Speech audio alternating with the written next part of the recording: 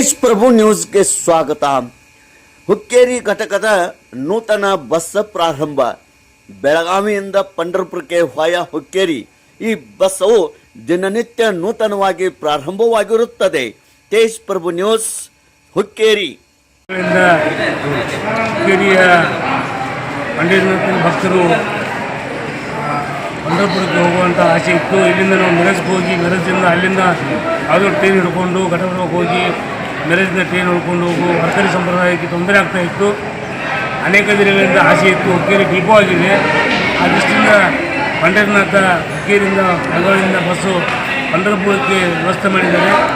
ಎಲ್ಲರಿಗೂ ಪಂಢರನಾಥ ಒಳ್ಳೆಯದು ಮಾಡಲಿ, ಎಲ್ಲ ಸಂತರಿಗೆ ಒಳ್ಳೆಯದು ಮಾಡಲಿ ಅಂತೇಳಿ ಇವತ್ತು ಏನು ಪ್ರಯಾಣಿಕರು ಬರ್ತಾ ಇದ್ದಾರೆ ಅವರೆಲ್ಲರಿಗೂ ಸಂತ ಮಂಡಳಿ ವತಿಯಿಂದ ಹಾಗೂ ತುಕಾರಾಮ್ ಮಂಡಳಿ ವತಿಯಿಂದ ಎಲ್ಲರಿಗೂ ಧನ್ಯವಾದಗಳನ್ನು KSRTC ಡಿಪೋಗಳಿಗೆ ಒಂದೊಂದು ಸಲ್ಲಿಸ್ತಾ ಇತ್ತು.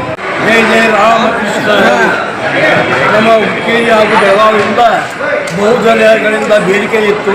ಪಂಢರಪುರ ಕ್ಷೇತ್ರಕ್ಕೆ ಹೋಗಲು ಇದರಿಂದ ಹುಕ್ಕೇರಿ ಭಕ್ತಾದಿಗಳಿಗೆ ಬಹಳ ಅನುಕೂಲ ಮಾಡಿಕೊಟ್ಟಂಥ ನಮ್ಮ KSRTC ಹಾಗೂ ನಮ್ಮ ಸಹಕಾರ ಸಿಬ್ಬಂದಿ ವರ್ಗಕ್ಕೆ ತುಂಬ ಧನ್ಯವಾದಗಳನ್ನು ಅರ್ಪಿಸುತ್ತೇವೆ.